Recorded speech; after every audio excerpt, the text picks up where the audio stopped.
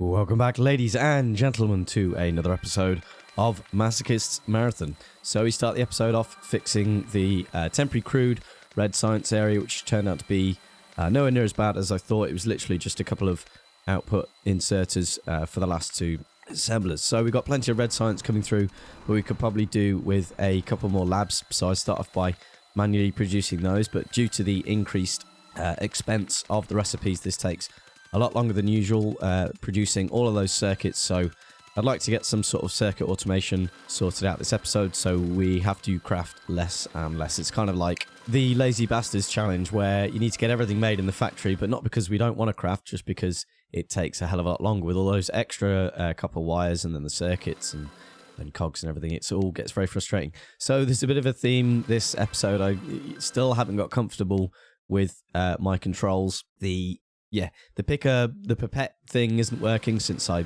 changed it around last episode. Then I turn it back on again, but it makes that annoying noise if you don't have anything and it goes to craft something. But I'll just have to get used to it, really, or I might just not use it because I didn't really have it.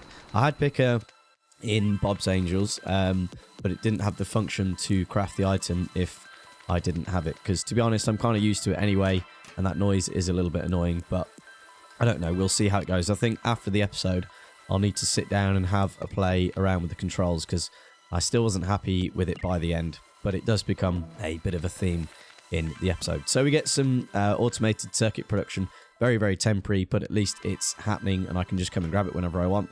I try and set up some automated production of normal inserters, but of course we need the next tier of assembler. So that's something I'm going to work towards this episode. I can't do it just yet. We have to research electronics first, I think it is. So we get turrets done because we're going to need turrets very early. With these large pollution clouds we're going to be having with the settings that we're practically in a desert. I know we are in a desert anyway, but even where there's trees, it's essentially going to be just as bad. So we start laying out the smelting area nice in the nice clear land, and then I start to change my mind. I start to think about it, distract myself by going to collect some circuits and whatnot. And I come back and I decide it's far too much to the west, and I decide I want to move it and be really difficult because it wouldn't be masochistic otherwise, to basically line it up with the trees, the only trees that we've got in our way. So I decide to make them in my way and bring it as far to the east as I can and as far south in terms of where the temporary area is, and I decide to go and run the smelting columns right through where the trees are, which is really, really clever. But I just couldn't accept just moving it forward because we'll just end up getting closer and closer to the sea of biters. So I felt this was justified bringing it this far back. And I also lay it out with the width in mind of electronic furnaces. Maybe a bit too early for that, but I hate having to completely relay this area all at once. I like to have the correct width for electronic furnaces. And to be honest, it's not too much bother to incorporate it, and I add an extra space on the end for the input, so we have enough room when we use this exact layout for steel smelting. There's enough space for us to put an underground belt outputting the iron plates and then carrying it across to the steel smelting column. We come and just check on our temporary iron smelting area. We need a couple of extra miners because we're just not getting enough ore coming through, and we want to keep that area running right up until the actual main bus can take over completely. And we carry on laying out the smelting area using the long-handed inserters just because of that extra gap. It just means we don't have to shuffle everything along a couple of rows when we want to bring it up to electronic furnaces. I also set up a chest with iron buffer, but I move it in such a way that everything using iron kind of has a priority first, even though it probably just can't grab stuff fast enough for those inserter arms. So another theme throughout this episode is me constantly coming back down to this area and just robbing all the resources because everything's so expensive. I mean, it's bad enough when I'm playing a normal game, let alone when it's on Marathon. So I'm constantly coming back and grabbing resources because I never really have enough stuff. I also notice at this point that Q no longer places a ghost image if I have the item in my inventory, which was very handy. So I need to work out why that's not happening correctly. Basically I need to spend a good 10 minutes probably in a temporary map, not on this one because I literally don't want anything to happen in between recordings. I've literally done nothing so far. I went straight from recording last episode, saved it and quit, came to record this episode. Straight away, as soon as I loaded the game, I hit record. So that's going to be the theme. I don't want anything done in between episodes. Like on Bob's Angels, I did do a fair amount of tidying in between episodes, upgrading solar, that sort of thing. One great suggestion from the live stream was to not use solar at all in this game. So because this is a completely separate install from my single player, I have no achievements done whatsoever. So it would kind of be nice to get quite a few of the achievements done. And I've never really not used solar. And I think that theme goes really well with the whole pollution settings I've got. It's going to make it a lot harder. So I really like that suggestion. I'm going to try and do that. As much as I do love solar, I think it's fantastic. It's kind of like free energy with no pollution, but yeah, that would be a little bit too easy, so we're going to go for that as well. So we'll be building huge steam columns to begin with, and then heavily relying on nuclear. We'll probably build a nuclear outpost somewhere and just have an absurd amount of all the new nuclear processes. I've not built any of them yet, so we're going to have to see how that goes. I have watched a couple of videos though, people like Catherine of Sky, and I think, who else was it watched? I think I watched Exterminator's video on nuclear setups. But I want to go with something maybe a bit different. But yeah, make a nice big outpost and make it pretty ridiculous. But yeah, we shall see. So we continue at 3 times speed, clearing this forest. While I was recording this, I did imagine editing in some Bunny Hill music and putting this up to like 6 times speed. But unfortunately, I couldn't get more than an hour's worth of recording into today, and the episode would have been less than 20 minutes, which is just absolutely unacceptable. So we'll just have to deal with it and accept it at 3 times speed, which isn't too bad. It doesn't take too long. We only lay out 2 smelting columns this episode. I'd leave the ghosts out for a couple more though, just to show how they're going to be laid out. And I'm not really bothered in what order they are. They can go iron, copper, and I may do some bricks, I don't know, but just have them in whatever order. I'm not going to do 4 iron and 4 copper. That's far too organised for me. Well, it's not. That is probably usually what I would do in single player, but I kind of want them to be a bit mixed up. Plus, I don't really need 4 iron just yet. I'm trying to keep pollution as low as I can until I can start laying out outposts, but I at least get the rough layout of the main bus that we want. So we're back in the control settings again because Q isn't placing ghost images. I really need to go into a temporary map and get the settings absolutely right, because I need to stop doing this during recordings. I should really be a bit more prepared, but I do get quite frustrated with it. I changed the perpet revive entity setting, which I'm not actually sure what that even does. I even set it to a mouse option, and yeah, it still wouldn't do anything. I thought that kind of sounded like the correct option for placing a ghost image, but no, it doesn't seem to do anything if I try and do it over a ghost image. But I try and ignore it a bit further, and we carry on trying to place things out for the smelting area. I also get some cogs automated down there, because even just producing those is a little bit frustrating. So anything that temporary base can do in the meantime to help us out, that would be great. And we carry on laying out the smelting area, keeping the poles absolutely straight. They need to be straight, otherwise past me will be lined up, blindfolded and shot. It would just be unacceptable. But then I wouldn't have anyone to do my gameplay for me. Who else is then going to do it? If past me gets shot, I'll have to find someone else to do it for me. Will just be unacceptable. So hopefully he can keep the power poles nice and straight, and he can keep his job. So that's most of the second smelting area laid out, which is going to be for the copper. We get the last of the long-handed inserters placed, and the furnaces. The furnaces were the easiest thing to produce because we grabbed a load of stone at the start of the episode, and it's nice and easy to make those because they just need stone. So I start just working out where each of the lines are going to be for coal, but I also make sure this works.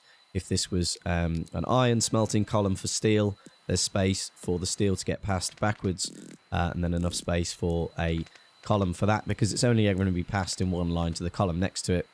I probably won't do an iron bus just for steel smelting. They'll each be completely separate for each other. I also start contemplating an idea I had of having enough space for 8 lines of iron, because of course the vanilla underground belts have been extended, and I've not included that mod. I want it to be as vanilla as possible, and I believe the blue underground belt stretches for exactly 8 spaces, so I did contemplate lining it up for that. But to be honest, it doesn't really matter. I can just add another 4 lines of iron next to the copper. So we go 4 iron and 4 copper for now. And then we put in a very crude, squiggly iron belt to carry on the iron from this area. I will increase the mining a bit more. But again, the temporary smelting area kind of has priority. And then if it doesn't get picked up, the iron carries on to this area, which we won't be using absolutely immediately. But as soon as we can, we'll be moving from the temporary base and on to the actual bus. So we saw quickly there a mod that I've never actually installed that I should have. It's the mod that clears out the belt in between placing an underground belt. It appears to be a part of Picker now. Picker gradually absorbing absolutely every mod eventually. So that's kind of handy. I've just never bothered installing that mod. I don't know why. I don't know. Just some people sometimes have reluctance to do certain things. But we get the iron smelting and then the copper smelting done as well. We get it all powered. I forgot to put the power poles in. But yeah, they're all nice and lovely and straight. So no problems there. I'm happy with that. So one reason we need to get on with using the permanent smelting area is the fact I have to manually keep feeding fuel to the temporary area.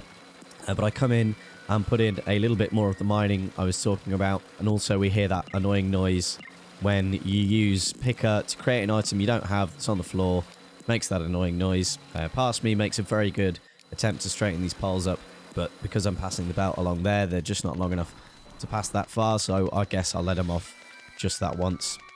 And we start having a look at laying out the main bus. We have the luxury of being right next to a desert. And as far as I can see, up to the biters, there's nothing that's going to be in the way. Heading in this direction, again, we're back in the menu again, because what I was trying to do here, I was using the Picker belt brush, yet another addition to the Picker mod, to place it out as a ghost. I didn't want to place it, but holding shift and using the pace option actually places the belts. Even if I'm holding in shift. And I kind of want to be able to use it to place ghost images, which is a tiny little bit frustrating. I mean, it is great that it's placing the items for me. That's lovely. But I want the ability to also place them out as ghost images. So not quite sure about that. But we start making sure there's enough room for how I want to lay the bus out. And it may seem a little bit crazy, but I want 8 belts of iron because we're going to be using a hell of a lot more iron with the Science Revolution. From playing the Revolution mod, I found that 4 belts of iron just wasn't enough, but 4 belts of copper was. So I'm going to go with 8 belts of iron, and you can see there another lovely part of the Picker mod, which is the ability to automatically place belt balancers, which does seem a little bit OP, but you know, we've all laid out the balances. It does get a little bit frustrating, so long as you've done it and you know how to do it, I don't see any problem with Picker doing it for you. And you can go up to crazy numbers. And luckily, the 8 belt balancer fits in there lovely. It doesn't intrude on the copper line like it did in the Bob's Angels playthrough. It just doesn't place all of the splitters because I don't have enough splitters for it. But it does also mark out underground belts that have not got the other end placed. That's quite handy. I quite like that. But we at least get some iron going through the balancer. I don't really need that there at the moment. It's more just to show it. So it kind of would have been nice to place the whole thing as a ghost image, but again, holding down shift doesn't seem to achieve that, so I found that a tiny bit weird. But oh well, we'll just have to live with it. But I guess once we've got everything being automated in the factory, it won't be so much of a problem. And we start laying out the production of the first thing on the main bus. And the first thing I always like to add is green circuits, so that we can have red and green science all done in the same bit, because we need circuits for that bit. So we go with my crazy layout. It's based on the one that people have pretty much always used. Only the outputs of the green circuits come from the side of the assembler, but I'm also doubling up the level of inputs that you would normally have. You'd normally have 1 belt of copper on the outside and 1 belt of iron. I'm basically doubling that up. So we've got 2 copper and 2 iron inputs on either side of the setup. I don't know if that's the right ratio in terms of input of belts, but I'm not also sure in this episode if this layout of copper wire to circuit assemblers is also correct, which we shall see in a little bit, because of course we've got the richer recipe setting on, and I'm not sure if they've kept the same ratios. I would have thought the ratio would be the same, it's just everything costs more, but we see in a little bit it's maybe not the case, but hopefully someone in the comments can put me straight whether my layout is correct and we just need the upgraded inserter capacity, or if because of the more expensive recipes it's not going to work. So I decided to put in automated production of inserters because that got a bit frustrating. but I take the buffer out of circuits because we're going to be producing those here anyway, so we might as well have priority of production in that temporary area go to inserters, because otherwise they'll go into the chest and they won't go to the assembler for inserters until the chest is full. So we come back and continue to lay this area out. I know these aren't the best assemblers I can make now because Automation 2 has finished and I should really be using those. And we will do in a minute. This is more just to get the layout correct and shown in this episode, because I don't know if anyone's done this before, and I've started using this in my last vanilla playthrough, which was quite a while ago. It was before I even started making any YouTube videos, but it seemed to work all right in my last vanilla playthrough. It produced an absurd amount of circuits for the size of space the column takes up. The column did get pretty long by the time you get blue belts, but we'll see. I want to hear people's opinion once this area is laid out on the ratios, but I've always liked doing it. So the placement of underground belts going past the iron is a little bit weird because I want to go for 8. In the meantime, we'll have to have the underground belts crossing each other, but once we're on blue, we can take those out and tidy it up.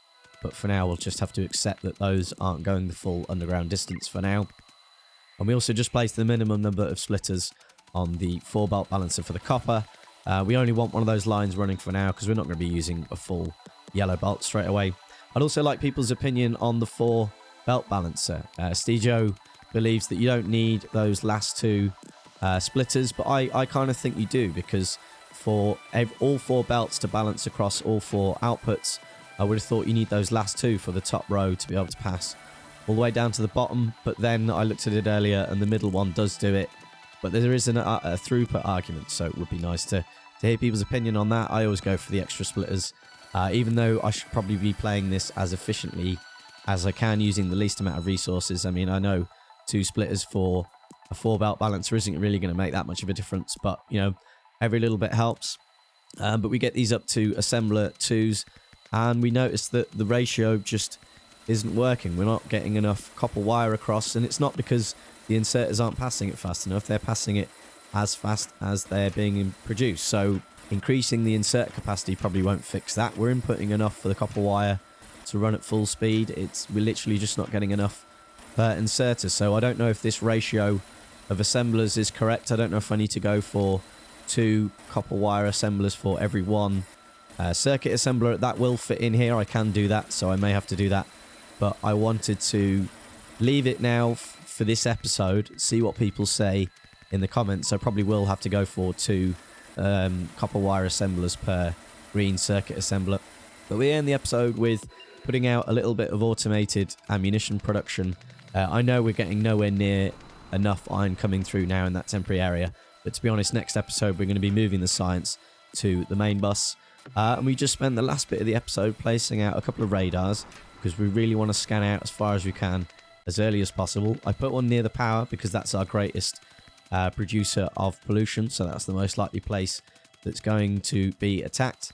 And a little bit like last episode, we do another bit of exploring just to map out the perimeter of biters, just so we know exactly when pollution will be licking those lovely spawners. Lovely spawners, what am I about? They're not lovely, they spawn these horrible, disgusting creatures. But yeah, we need to know when the pollution gets really bad and starts to reach spawners, but we also need to keep an eye on any of the biter expansion that's occurring. So we do come and find the perimeter of biters. There is a nice bit of water there that we may be able to use as a bottleneck, because I'm going to have to prevent any biter expansion as early as I can. I don't really want to go building a huge massive perimeter all the way around and using up all of my resources, but to be honest, we've got that ore patch down to the south, so that may be a good idea. I might end up saving myself materials overall, keeping biters out of the pollution cloud, but we'll see.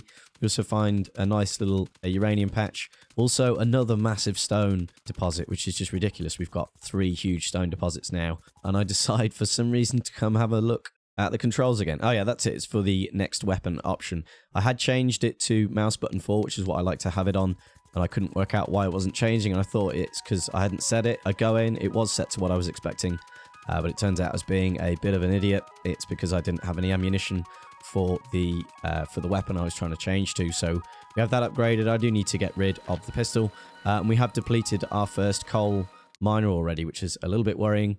And I come and have yet again another look at the controls, because I did find an option for build ghost. It says shift left mouse button, which you would have thought would build the ghost image you're putting on, but I've just realized I'm being extremely stupid again. That's how you placed a ghost image, not actually build it. So yeah, if anyone knows what the hell I'm being really stupid about there, because it would be nice to just hit Q and build ghost images. Maybe I've just not set the right options in Picker with me messing around with the settings.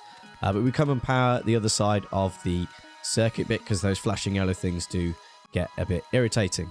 But yeah, I would like to know in the comments your thoughts on the ratios for circuits and the ratios of input belts. But that's going to be all we have time for this episode. I do hope you have enjoyed. Thank you so much for watching, and please do come and join me next episode. Bye bye.